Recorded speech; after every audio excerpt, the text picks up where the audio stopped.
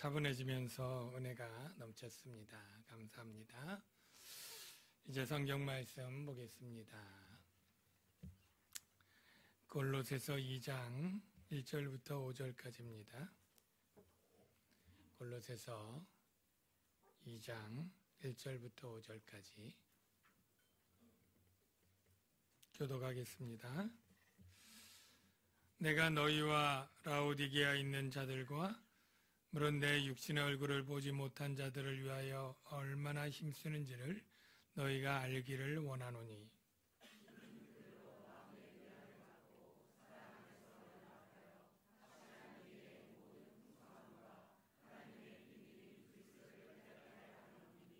그 안에는 지혜와 지식의 모든 보화가 감추어져 있느니라.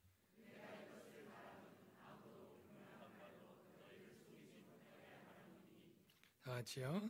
이는 내가 육신으로는 떠나 있으나 심령으로는 너희와 함께 있어 너희가 질서 있게 행함과 그리스도를 믿는 너희 믿음이 굳건한 것을 기쁘게 봄이라. 아멘. 네, 우리 좌우에 계신 분들에게 사랑합니다 인사하겠습니다. 사랑합니다. 네, 사랑합니다. 반갑습니다.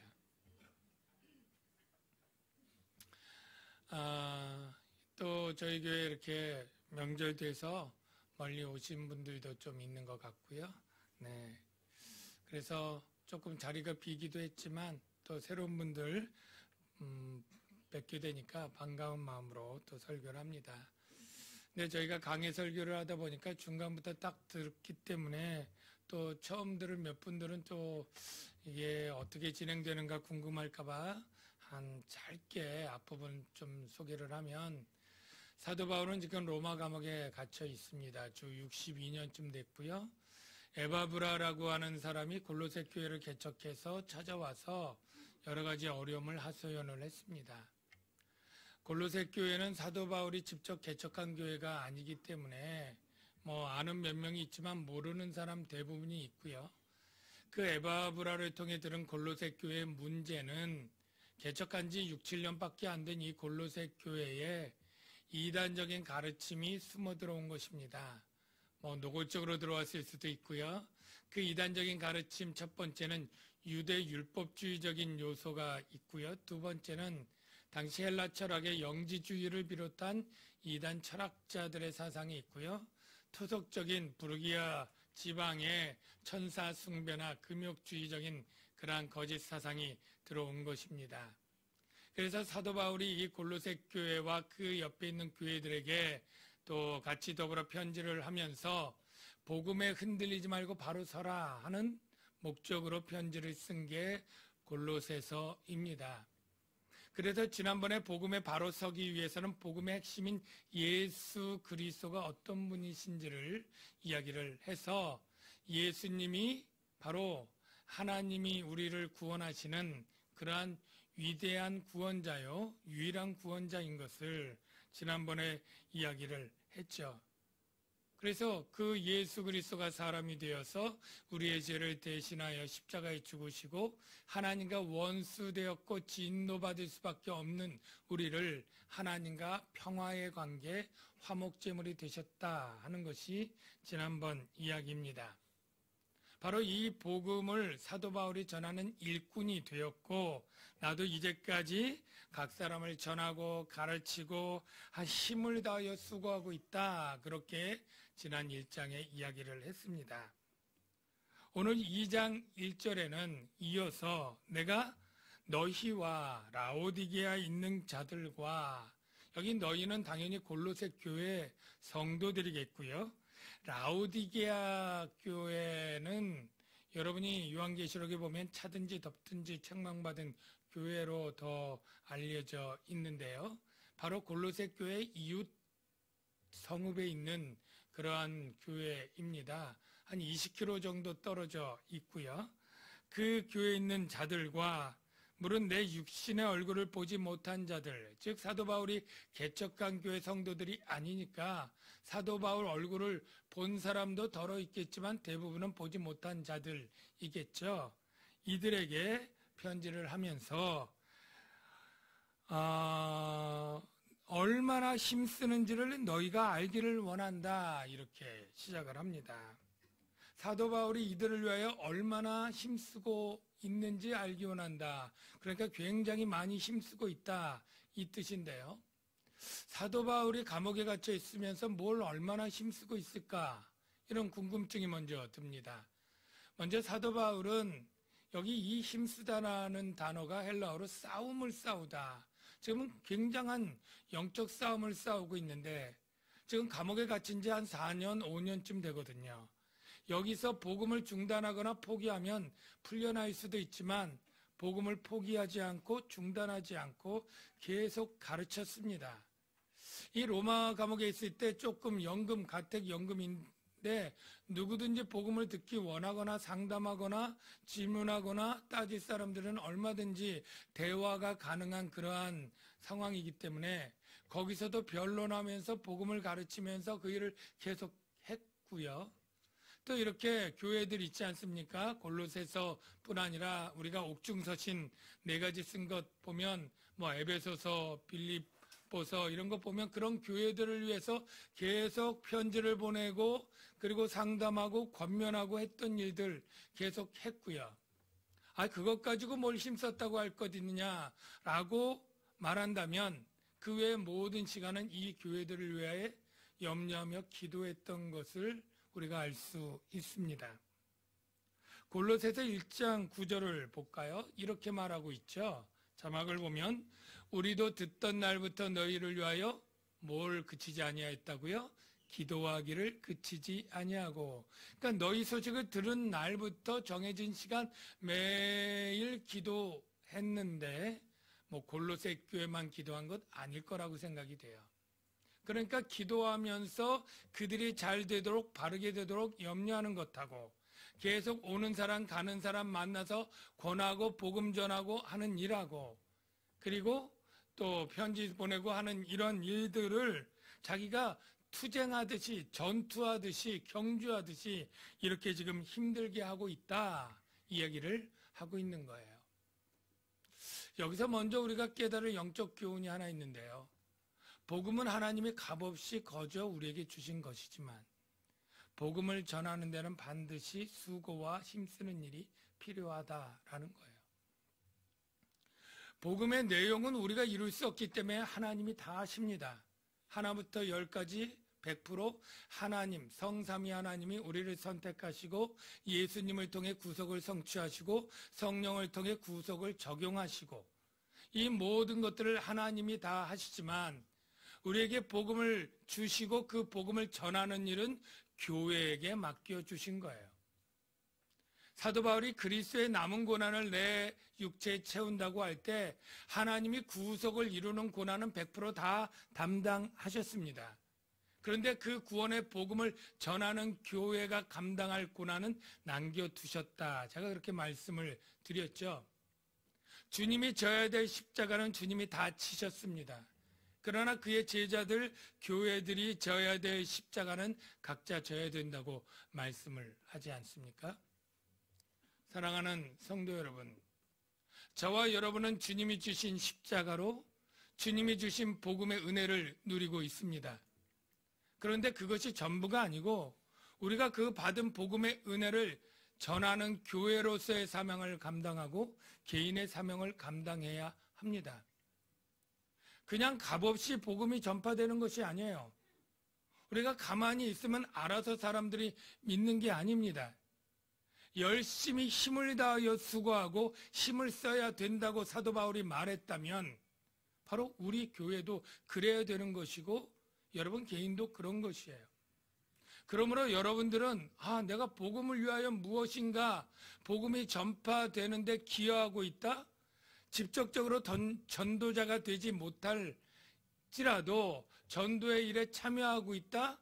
그런 고백을 하나님께 드릴 수 있는 분들이 다 되시기를 바랍니다.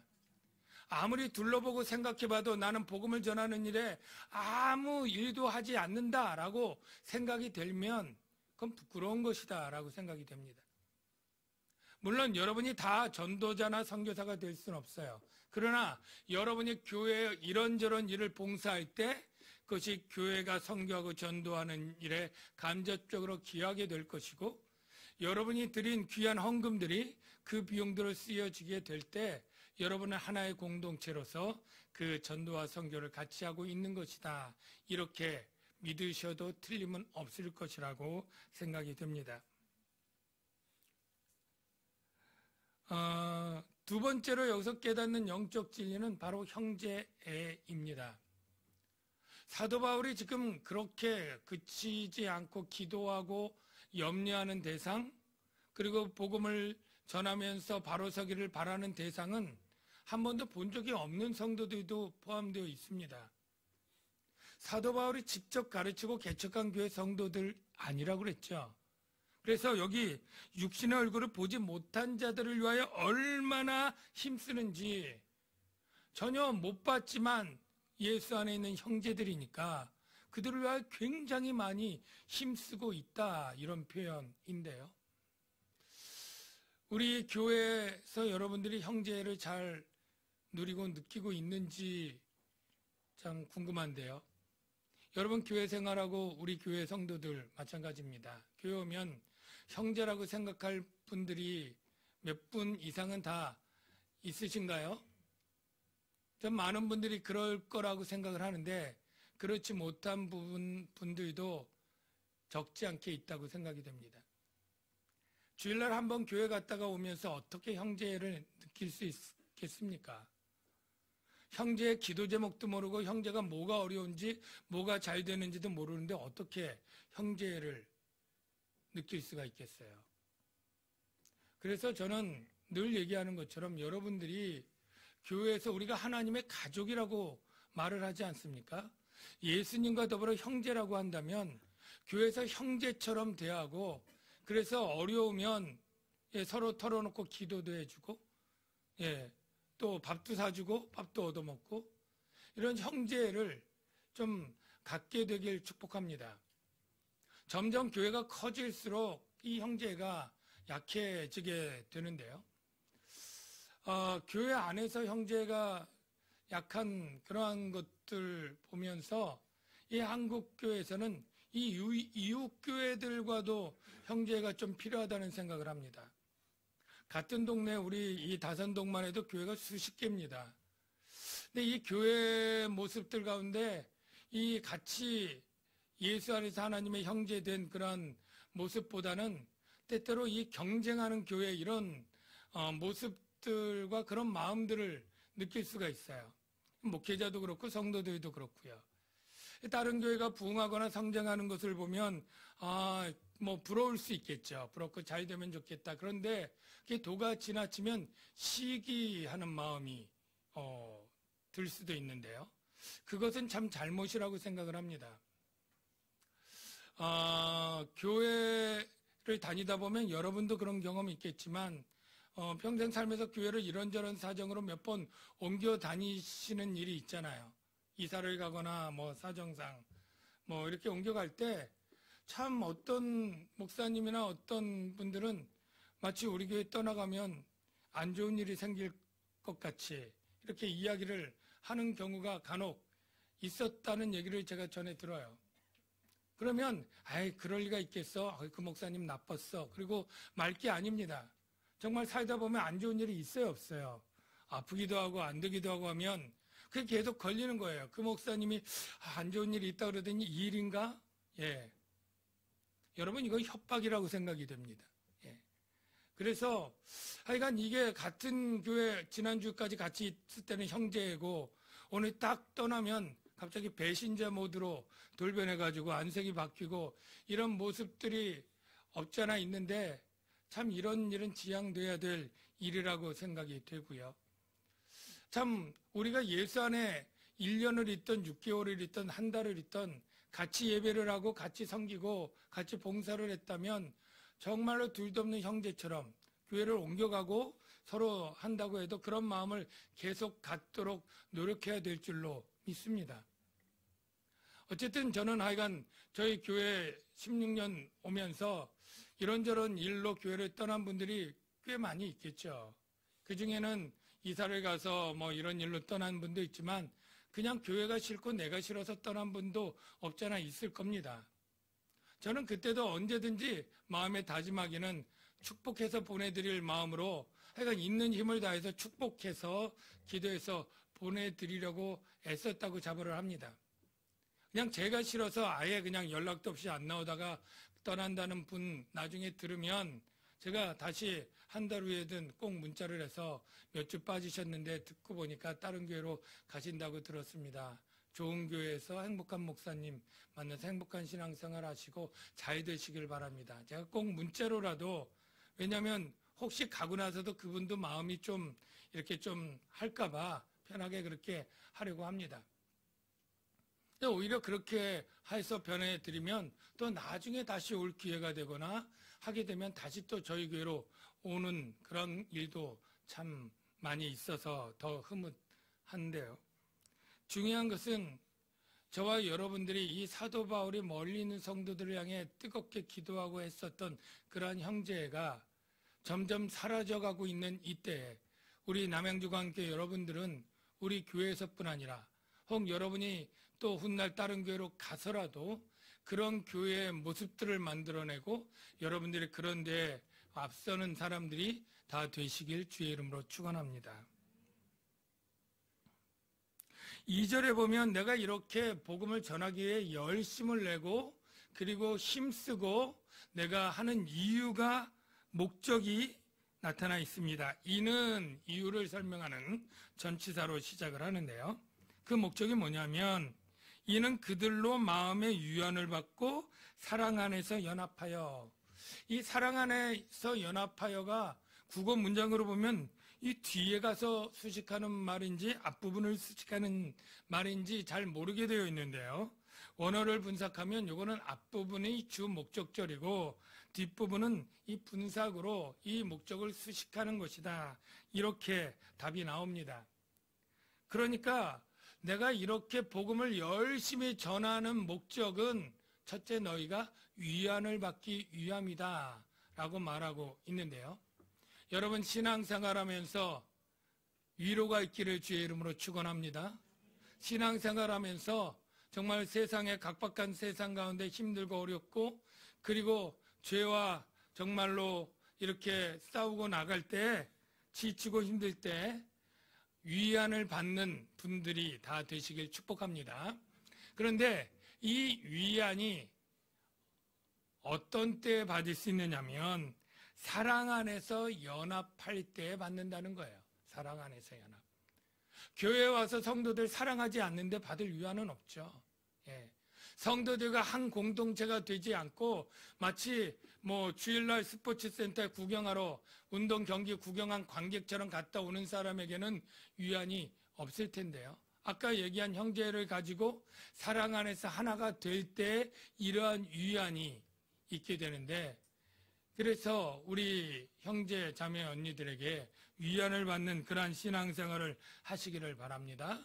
그런데 처음에 이 문장을 봤을 때 저는 이 마음의 위안을 받는다는 게 혹시 사도 바울에게 받는 위안 아닌가? 그런 생각도 좀 들었어요.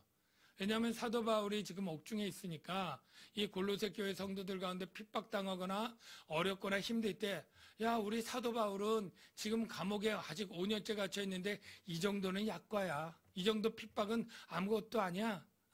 이 정도 힘든 일이야 대순가. 이렇게 받는 위안이라고 생각이 되었는데요. 이 위안을 받는다라는 헬라어는 이제 신학적으로 신적 수동형이라고 하는 단어로서 하나님으로부터 위안을 받는 거예요. 하나님으로부터 위안을 받는 것. 하나님으로부터 위안을 받는데 뭘까요? 우리가 그냥 어려울 때마다 하나님이 위안을 주신다. 그렇게 해석할 수도 있지만 그게 아니고요. 하나님이 주시는 위안은 구원과 함께 오는 위안입니다. 구원받은 자들만 누릴 수 있는 위로와 위안이에요. 여러분, 무슨 말이냐면요. 우리가 구원을 받는 것은 하나님의 위로를 함께 받는 자가 되었다라는 뜻입니다. 고린도후서 1장 6절의 힌트를 볼게요. 우리가 환난을 당하는 것, 복음 전하기에 당하는 환난이에요. 너희가 구원을 얻게 하려는 것 앞에 위로가 있어요. 구원과 위로가 짝입니다. 구원을 받는 자가 하나님의 위로를 같이 받는 거예요. 이 하나님의 위로는요, 우리가 삶 속에서 어려움을 당할 때 당하는 위로뿐만 아니라 궁극적인 것입니다. 종말론적인 위로라고 표현하는데요. 주님이 새하늘과 새 땅에서 하나님이 주시는 이 위로, 이게 참된 위로고 참된 위안이라고 하는 것입니다. 여러분, 저보다 연세 있는 분들 많이 계신데요. 저도 이제 60이 얼마 안 남았습니다. 네. 좀 놀라시기도 하시고 좀 하셔요. 네. 근데 그렇게 보니까 요즘에는 뭘 잘할 수 있는 자신들이 떨어져요. 그러니까 옛날에는 뭐 기억력도 있어서 뭐 공부하면 좀 잘 외워주는데 이제 전화번호도 한 번에 안 외워져서 여러 번을 봐야 될 정도가 되고, 제가 전에도 얘기했지만 성도 이름도 깜빡깜빡하고 뭐 이렇게 되는 일이 많아지니까, 야, 이게 참 나이가 들었구나. 이게 약해지는구나. 뭐 운동도 점점 더 기력도 약해지고 모든 일 할 때 참, 이제 내가 못하는 것이 더 많아지는 시기가 되었다. 이렇게 생각을 하면서 내려놓는 훈련을 시작해야 되겠다. 이런 생각을 했습니다. 물론 아직 남았지만 언젠가는 목회도 내려놓을 것이고요. 사랑하는 사람들도 떠나보내고 내려놓아야 되는 것이죠. 먼저 뭐 선배들이나 윗사람들 먼저 이 세상 떠나고 뭐 이렇게 하지 않습니까? 그러면서 어떤 생각을 하냐면, 인생이 참 별거 아니고 솔로몬이 헛되고 다 바람을 잡는 수고 같다라고 한 이 전도서의 고백이 더 실감이 나는 거예요.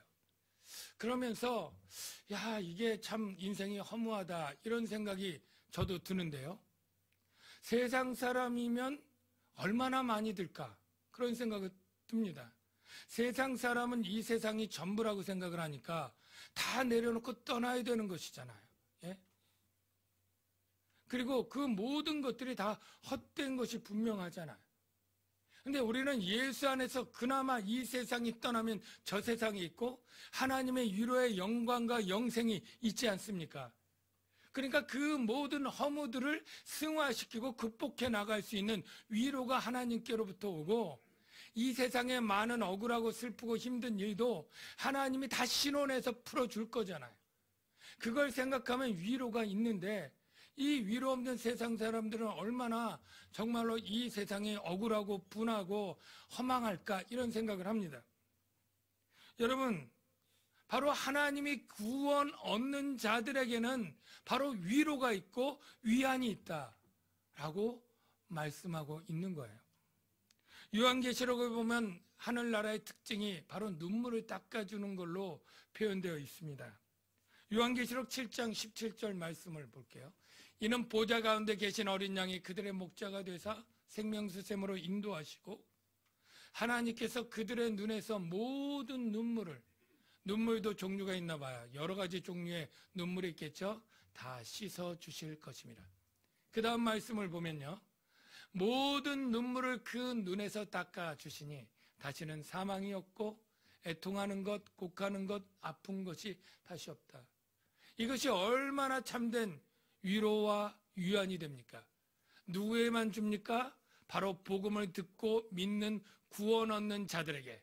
사도 바울이 이렇게 열심히 복음을 전하고 이 구원받는 자들에게 이렇게 힘쓰는 것은 바로 참된 구원, 참된 위안이 이 구원받는 자들에게만 있고 복음 안에만 있기 때문에 내가 이렇게 한다라고, 열심히 한다라고 말하는데, 여러분, 하나님의 위안을 여러분 아시고 누리시고 그렇게 위안 가운데 힘있게 세상을 살아가시는 은혜가 다 있기를 주의 이름으로 축원합니다.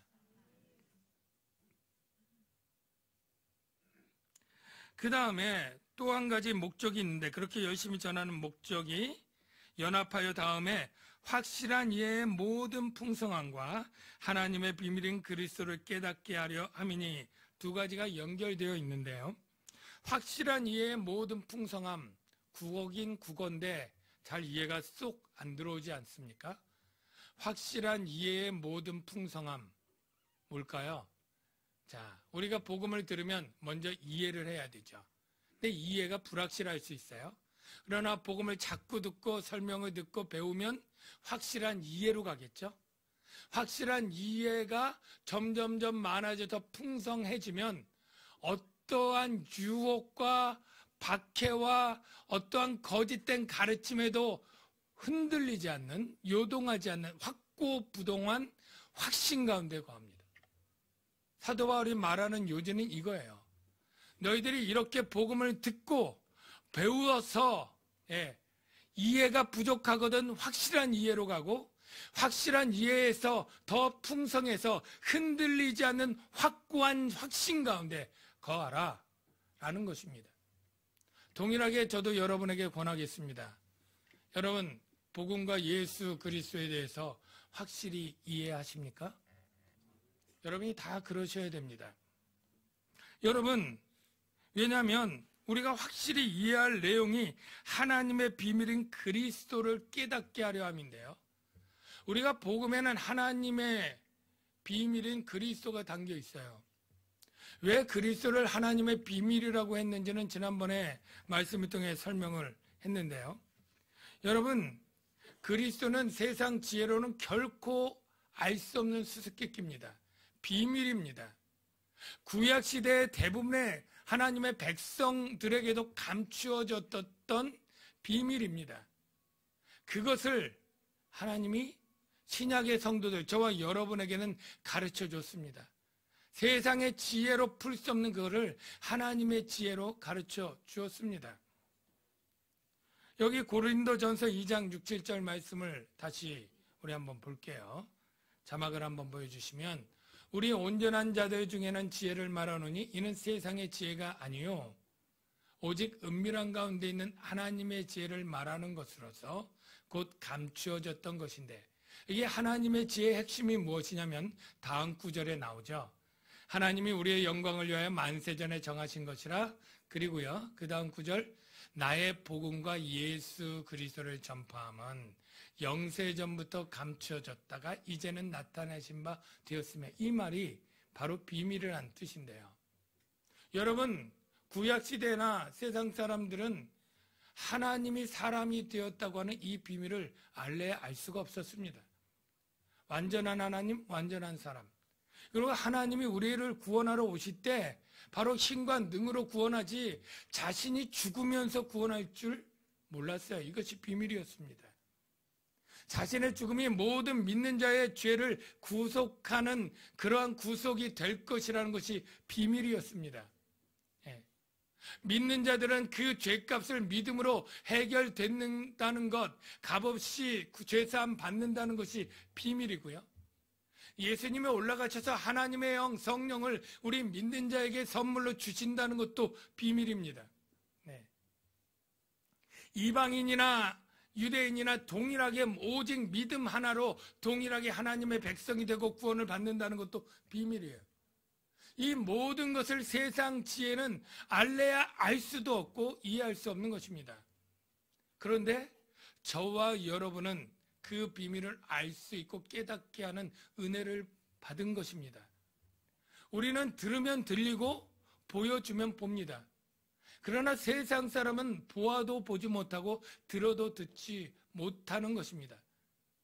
그런데 여러분이 그 깨달은 지혜를 풍성하게 하고 확실하게 하고 확신 가운데 거하려면 여러분이 노력하고 투자해야 됩니다. 여러분이 복음을 듣고 이해할 수 있는 귀한 눈을 가졌지만 여러분이 노력하고 애써서 그 이해를 점점 더 확실하게, 점점 더 확고하게 만드는 책임은 저와 여러분에게 있는 거예요. 여러분 중에 내가 예수 그리스도의 비밀을 잘 모른다 하시는 분 배우셔야 됩니다. 성경을 읽으셔야 되고 배우셔야 됩니다. 그래서 확실한 이해 가운데 나가고 확고한 신앙 가운데 풍성해지도록 노력해야 됩니다. 그냥 절로 교회 다니고 예배 드리면 10년, 20년 갈수록 여러분의 신앙이 견고해진다고요? 저는 절대 그렇지 않습니다. 10년, 20년 지나 신앙 떨어가는 사람도 많고 20년 지나도 이단으로 가는 사람도 많고 나중에 장로 직분 돼서도 하나님이 어디 있느냐, 죽어서 천국에 있겠느냐 하는 분도 많습니다. 여러분의 신앙 경험과 연륜이 여러분의 구원에 대한 이해와 확신을 대변하는 것은 아닙니다. 별개입니다. 여러분이 노력하셔야 됩니다. 그 안에는 지혜와 지식의 모든 보화가 감추어져 있다. 바로 예수 그리스도 안에 지혜와 지식을 보화로 이퀄로 놓고 감추어져 있다. 모든이 포인트입니다. 왜 모든이 포인트냐면 다른 이단에서도 보화가 있다, 지혜가 있다, 지식이 있다 그렇게 주장을 하거든요. 사도 바울은 말합니다. 예수 외에 구원의 진리가 없다. 그 당시 영지주의나 유대주의나 어떤 다른 가르침들이 그 안에 보화가 있고 진리가 있고 하다고 주장을 할지 몰라도 진리가 10개고 보화가 10개라면 그것이 다 예수 안에 있다는 거예요. 다른 데 있지 않다는 겁니다. 여러분들이 세상이 알 수 없는 그러한 은혜로 주신 것들을 알 수 있도록 성령을 받고 구원을 받았으니 여러분들이 이 지혜와 지식의 보화를 여러분들이 다 소유하고 누리시기를 주의 이름으로 축복합니다. 그렇게 하는 이유가 있다라고 얘기를 하는데요. 4절에 보니까 내가 이것을 말하면 아무도 교묘한 말로 너희를 속이지 못하게 하려 함이니 이는 내가 육신으로는 떠나 있으나 감옥에 갇혀 있으니 떠나 있는 거죠. 심령으로는 너희와 함께 있어 골로새 성도들과 함께 있어 너희가 질서 있게 행함과 그리스도를 믿는 너희의 믿음이 굳건한 것을 기쁘게 봄이라. 사도 바울이 기쁘게 여기는 게 두 가지입니다. 질서 있게 행함과 굳건한 것인데요. 이게 다 군대 용어라고 합니다. 군대에 보면 군인들이 아주 정렬을 열과 좌우를 맞춰서 질서 있게 항우를 서 있을 때 뭐 다른 소리가 나고 바람이 불고 이런다고 그 열이 흐트러지지 않습니까? 아주 좋은 군사라면요. 그리고 적이 몰려올 때 전선이 있죠. 이 전선을 지키고 있는 전선이 적이 온다고 해서 뒤로 후퇴하거나 그 전선이 무너지지 않죠. 마찬가지입니다. 우리가 그리스도의 군사로서 복음을 믿는 그리스도인으로서 이단과 사이비와 거짓된 가르침이 온다고 우리가 질서를 정렬을 떠나서 흔들거나 흐트러지지 않는다는 것입니다. 핍박이 거세고 유혹이 있다 해도 뒤로 물러서지 않는 굳건한 믿음을 지켜야 된다라고 말하고 있는 것입니다. 그런데요, 여기 이 교묘한 말과 속이는 말이 있는데 어떤 말일 것 같아요? 여러분이 딱 들어보니까 이거 말도 안 돼. 그런 게 어딨어? 이렇게 말할 말은 교묘한 말 속에 들어가지 못하죠. 교묘한 말은 그럴듯하다라는 의미가 있습니다. 들으면 솔깃한 것입니다. 그래서 들으면 넘어갈 말, 이런 게 교묘한 말인 거죠. 제가 전에 이 신천지가 잘못된 이단인 건 여러분 아시죠? 근데 어떤 광고를 받느냐면 알바생 모집 중에 시간당 10,000원, 그리고 그 알바생 내용이 뭐냐면 내가 가서 공부를 해야 되는데 사정상 내가 몇 달 못 가니까 내 대신 가서 필기 좀 해달라는 거예요. 그럼 공부 좀 하는 사람 갈 수 있잖아요. 간 데가 바로 신천지 복음방이에요. 그러니까 이 사람은 그걸 배우러 간 게 아니라 뭐하러? 숙제 대신 노트 필기 해주러. 그런데 거기에 몇 개월 있다고 보니까 그게 믿어지는 거예요. 그래서 여기 이 대학생도 교회 다니고 열심히 했던 친구인데 그냥 그것이 진리라고 넘어가게 되었다는 거예요. 여러분, 이 이단과 사이비가 여러분들이 그런 거 내가 안 넘어가 자신하지 마십시오. 거기도 그럴듯한 근거 없고 논리 없이 유혹하겠습니까? 들으면 혹하고 그게 맞다고 말할 만큼 논리가 있어요. 그들도 우리처럼 뭐 다른 책을 보는 게 아니라 성경을 가지고 설명합니다. 성경 여기저기 근거들 가지고 구절되면서 이래서 이게 옳다라고 주장을 합니다. 그러면 여러분 가운데 신학을 하지 않은 분이 대부분이잖아요. 그러면 성경을 가지고 이것저것 얘기하면 성경적이네, 이렇게 믿게 되는 것이죠. 그런데 여러분, 성경을 가지고 인용한다고 다 성경적인 것이 아닙니다. 성경을 얼마든지 인용하면서 비성경적이고 이단적인 가르침을 꿰어서 짜맞출 수가 얼마든지 있다는 것, 여러분 아실 것입니다. 왜냐하면 뭐 법조문이든 어떤 것도 중요한 것은 해석이 중요한 것이죠. 성경을 인용한다고 성경적인 게 아니라 성경에 가르쳐주는 틀 가운데, 이 틀이 중요한데 이것이 정통적으로 신학 가운데 나와야 됩니다. 이 틀 안에서 이것이 맞고 문맥 가운데 맞는 내용으로 해야 그걸 성경적이라는 것이지, 성경 가지고 얼마든지 이단 사입이 무수하게 만들어냅니다. 그래서 여러분들이 정말로 이런 것들을 바르게 교묘하게 속이는 말, 이런 것에 넘어가지 않으려면 어떻게 해야 됩니까? 아까 얘기한 것처럼 거짓말을 들어서 분별할 수 있는 게 아니에요. 참을 확실히 알 때 거짓이 분별되는 것이에요.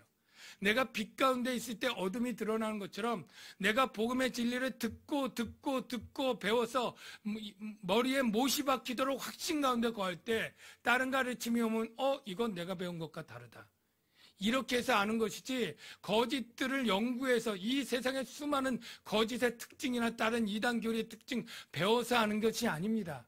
내가 배운 진리와 다른 게 이단이고 거짓인 것이죠. 여러분들 가운데 진리를 배우고 싶다고 혹시 인터넷 서핑하고 조사하는 분들 없지 않아 있는데요. 그게 참 유익할 수도 있습니다. 예수님의 제자가 누구인가? 예수님 역사는 무엇인가? 이런 것들은 얼마든지 인터넷에도 거짓말 하지 못하죠. 예수님의 제자든 이스라엘의 12아들이든 다 정답이에요. 그러나 그 해석을 따지는 것들은 여러 목사들이 여러 교단과 여러 교리에서, 이단에서도 얼마든지 거기에 답변 쓰고 댓글 쓰거든요.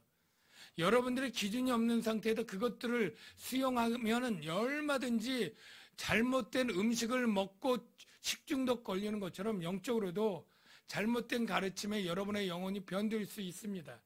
그래서 여러분들이 정말로 정통 교단에서 바른 신학을 하고 바른 목사님 밑에서 계속 배우고 노력하는 일을 통해서 여러분이 흔들리지 않는 굳건한 믿음의 사람들 되시고 그 복음을 증거하는 교회 사명을 감당하는 여러분들이 다 되시길 주의 이름으로 축원합니다. 이 시간에 우리 같이 찬양하는데요. 나 무엇과도 주님을 바꾸지 않으리, 이 찬양 하겠습니다. 우리가 어떠한 잘못된 생각이나 세상의 가치나 세상의 어떠한 것들을 주님과 바꾸지 않고 믿음으로 정말로 나가겠습니다. 그러한 고백을 담아서 같이 찬양하면 좋겠습니다.